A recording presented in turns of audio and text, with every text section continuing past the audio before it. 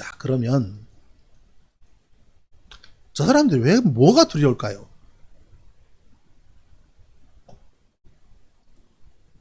저 사람들이 두려워하는 것, 국진당이 두려워하는 것, 수구 세력이 두려워하는 것, 가장 두려워하는 것은 왜 저렇게까지 법안까지 만들어가면서 천안함 사건에 대해서 이야기하는 것 자체에 재갈을 물리려고 2021년 갈릴레오법을 만들려고 하는지, 천안함 폭침의 역사적, 우리가 저걸 언제 역사적으로 인정을 했다고, 아직 재판도 끝나지도 않은 상황에서 합리적이고 과학적인 조사 제대로 한 번도 하지 않았으면서, 역사상 우리나라뿐만 아니라 전 세계 역사를 뒤져봐도 군에서 발생한 사고를 군 스스로 조사 주체가 되어서 결론까지 내린 사건에서 합리적이고 객관적이고 과학적인 결론이 나오지 않는다는 것은 뻔히 아는 상황인데, 그들이 내린 결론대로 외국인 조사단들을, 외국 조사단들을 초빙해서 해외 전문가 조사단도 합류해서 내린 결론이야. 천만에. 미국 대표단은 잠수함 전문가이고 토마스 에클슨은 잠수함 전문가로 천안함과 충돌한 잠수함을 처리하러 하기 위해서 왔고, 스웨덴 전문가는 프로펠러 만든 회사 관계자고, 프로펠러가 손상을 입는 메커니즘을 누구보다도 잘 아는 프로펠러 제작 회사 사장이 와서 그냥 말도 안 되는, 그것도 3번씩이나 해저에 빠졌을 때 찌그러졌다, 그게 아니니까 그건 관성의 법칙에 의해서 휘어졌다, 그것도 운동관성, 그 다음에는 가만히 있는데 뒤에서 충격이 와서 휘어졌다, 정지관성.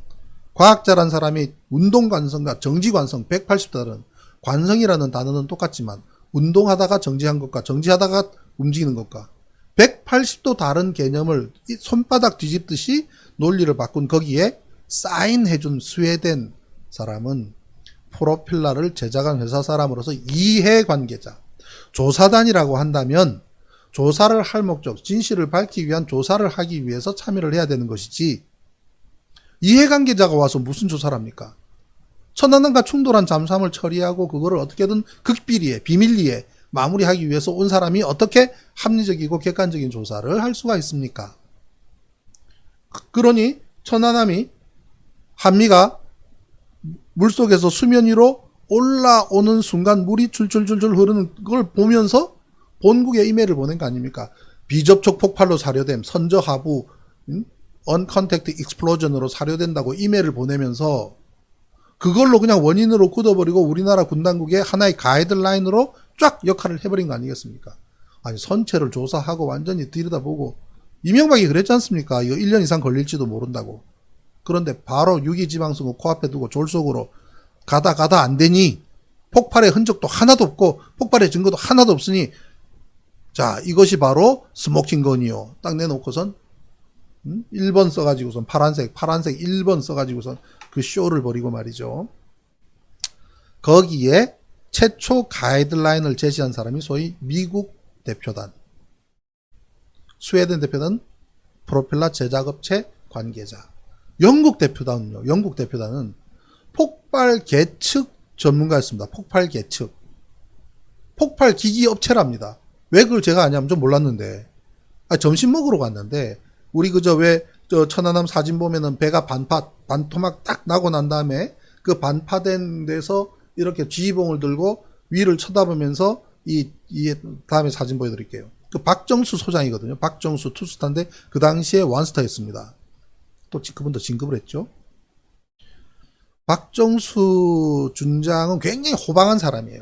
아주 말도 그냥 성깔도 그냥 멍청해가지고 처음에 이제 브리핑할 때 제가 바로 그냥 미국 대표단, 영국 대표단이 계속 폭발 이야기를 하길래 제가 딱 손들고 벌떡 일어나죠. 무슨 소리 하냐고. 지금 배 밑에 좌초한 흔적이 쭉 나 있는데 여기서 왜 폭발 이야기만 하냐고 제가 막 항의를 했더니 그분이 벌떡 일어나가지고 좌초 이야기는 꺼내지도 마시오. 나한테 큰 소리를 쳤어요. 그래가지고 막 언쟁이 이뤄지니까 주변에서 말리고 막 그러면서 나중에 오후에 배를 직접 보러 갑시다. 막 이래가지고선 이렇게 하고선 일단은 가라앉혔는데, 근데 그분하고 점심을 같이 먹으러 갔어요.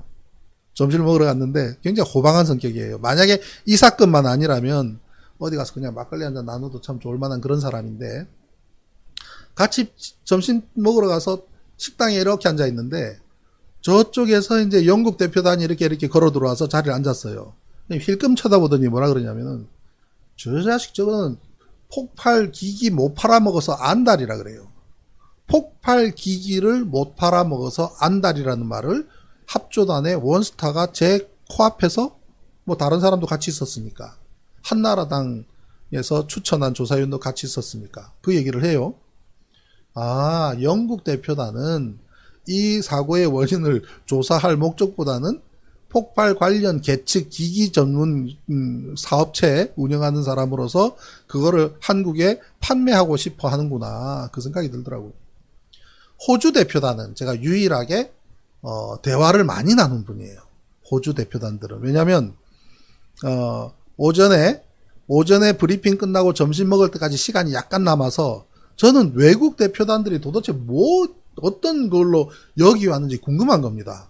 그런데 외국인 대표단들이 머무르고 있는 곳은 아래층이었어요. 그 2층에서 저희가 이제 그 작업을 했고, 그런데 바깥에 못 나가게 해요. 제 옆에는 딱 조령 하나가 붙어가지고 핸드폰도 아예 그냥 뭐 처음부터 반납을 했고, 그래가지고 밑에 내려갈 국리가 이제 마땅치 않아가지고 내가 그랬습니다. 요 나가서 뭐 담배라도 한 대 피려고 그랬더니 안 된다는 거야. 여기다 안 된다. 그럼 어디로 가야? 저 1층으로 가야 된다. 아, 그럼 빨리 갔다 올게.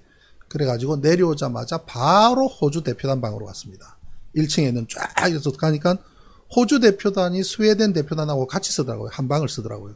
쫙 들어가니까 호주 대표단 두 사람이 앉아있길래 제가 꾸벅 인사를 하고, 저는 한국의 조사위원이다. 아까 봤다고 그래요. 그래서 왜냐면 합조단 들어갔더니 모든 대표단하고 별들 전부 쫙 앞에 앉아 있는데 제 자리를 상석에다 만들어 놨더라고요. 윤덕용 합조단장, 그 다음에 그 박정희 군측 합조단장, 오른쪽에는 토마스 에클스 미국 단장, 왼쪽에다 제 자리를 만들어 둔 겁니다. 그때 한 5, 60명?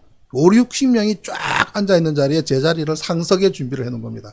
그 자체가 제가 그동안 썼던 몇 가지 글들이 이것 때문에 저 사람 하나 구워 삶아야 되겠다는 의지가 그대로 나타나죠. 왜? 군은 자리로 이야기하기 때문에. 제가 뭐라고?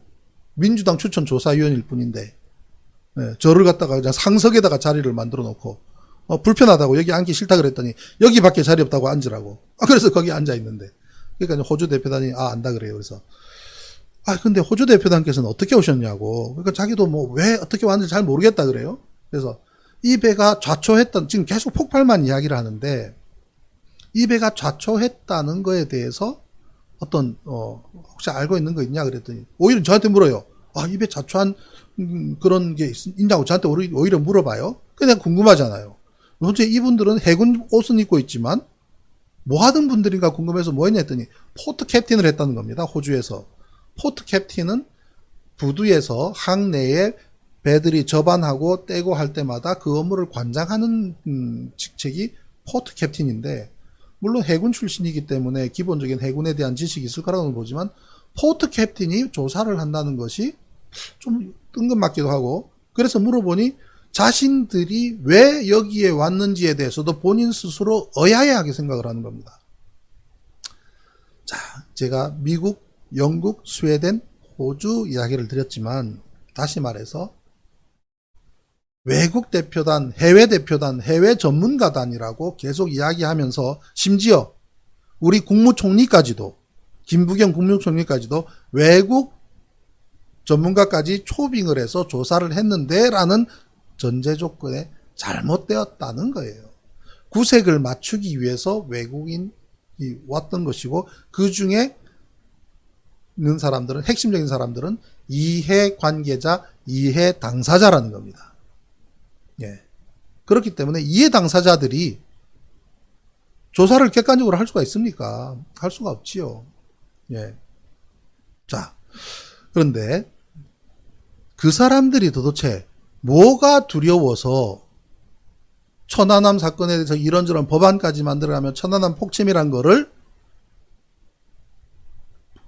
부정하면 처벌하는 법안까지 제출을 했는가? 간단합니다. 완벽한 분리수거가 가능한 것이 천안함 침몰 사건입니다. 천안함 침몰 사건의 진실이 드러나면요, 대한민국의 쓰레기 정치 집단 싹 쓸어버릴 수 있습니다. 대한민국의 쓰레기 정치인들 발붙일 자리가 없어집니다. 쓰레기 학자들, 어용학자들, 쓰레기 결론에 동의한 학자들, 쓰레기 결론을 만드는 데에 직접 열심히 뛰어들어서 거짓 논리를 만든 학자들. 그런 사람들이 지금도 카이스트에서 아이들 가르치고 있고, 대학에서, 조선해양공학에서 아이들을 현재도 가르치고 있습니다. 그 사람들 발 붙일 데가 없어집니다. 쓰레기 언론들. 지난 11년 동안 얼마나 많은 내용들이 펼쳐졌는데 그것을 들여다볼 생각도 하지 않고, 심지어 절단면의 TOD 영상에 나오는 인체, 온몸으로 충격을 받아내었다고 하는 증언까지 나왔는데도 침묵하고 있는 언론들, 쓰레기 언론들, 그리고 쓰레기 법조인들, 쓰레기 반민족, 반민주, 반인륜 세력들, 쓰레기 반민족, 반민주, 반인륜 세력들. 완벽한 분리수거가 가능하기 때문에 이거를 모르지 않는 이 사건을 일으킨 집단은 전전긍긍하는 겁니다. 그러니 제가 이런 방송하고 제가 이런 거를 글을 쓰고 이런 거를 얘기하고 하는 게 불안한 거죠. 자, 내년 2022년, 내년 대선, 2012년에 정확하게 10년 뒤에 이루어지는 내년 대선에서 2012년에 그 불행한 데자뷰가 다시 반복되지 않아야 하는데, 그 그림자가 자꾸 보여서 참 불안하기도 하고 참 기분도 나쁜데요. 완벽한 분리수거가 가능한 이 천안함 사건을, 제가 그 야구 방망이를 알루미늄으로 반질반질하게 매일 닦아주고 있는데 이거를 잡지 못한다면 역사적으로 대한민국 역사상 이렇게 한 방에 응징할 수 있는 절호의 기회를 놓치게 되는 겁니다. 이거를 저 사람들은 너무나 잘 알기 때문에, 자, 저거 한 방이면 우린 다 죽어, 천안함 진실 드러나면 우린 다 죽어 라고 하는 공감대가 저쪽 집에는 팽배하단 말이죠.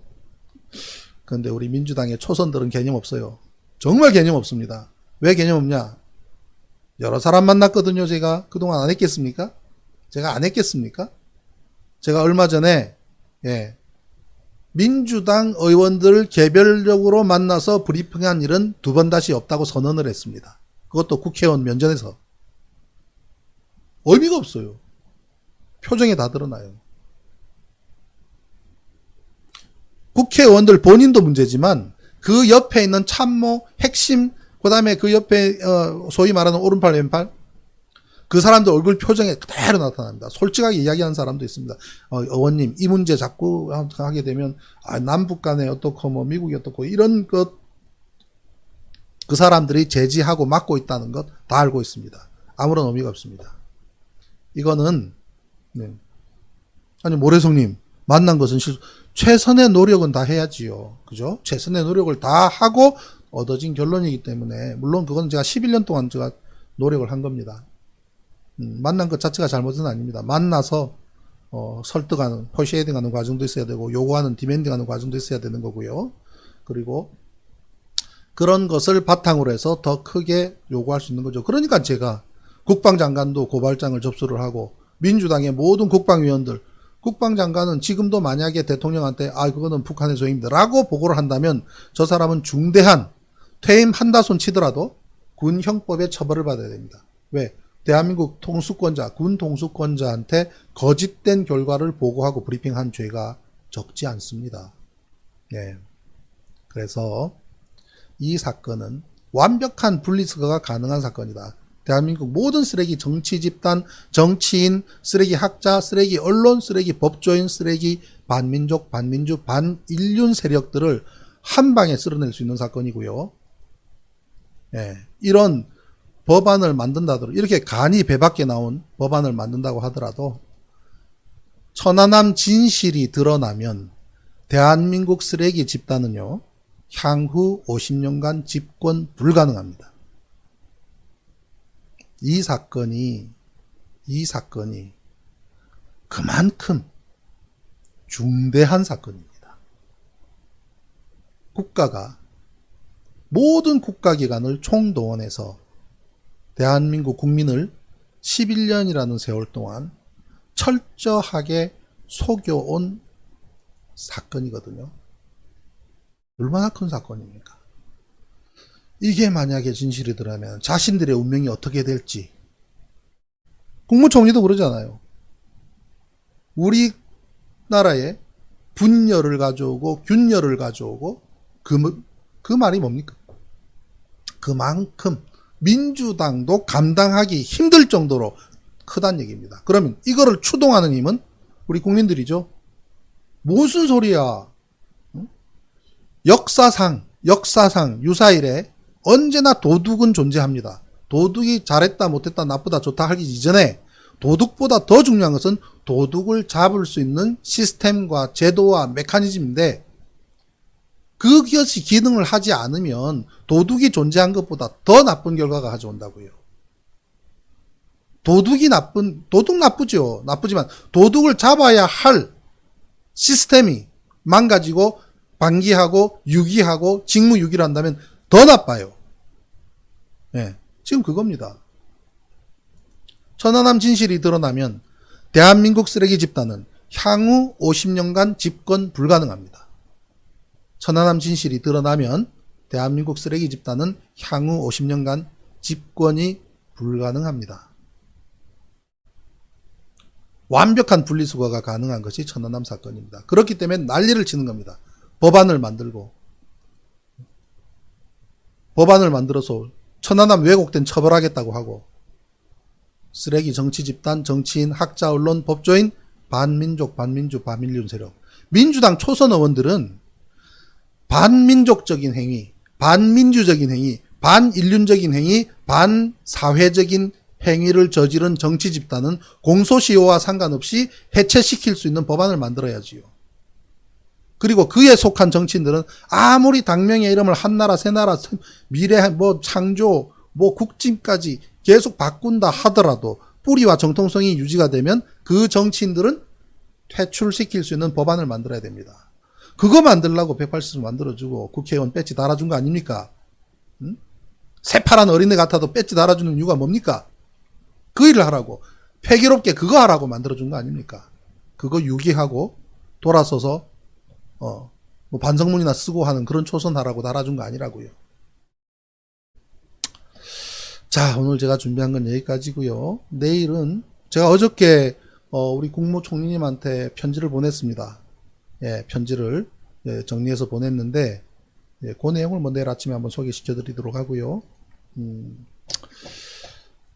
조금 더 국진당이 또 저런 법안을 만들고 했다니까 또 속도 상하기도 하고요. 그렇지만 그러니까 또 마음이 또 조급해지기도 해요. 그러면 최대한 또 많은 얘기를 미리 해놔야 되겠구나. 아니면 또 민주당 또 압박을 해야 되겠구나.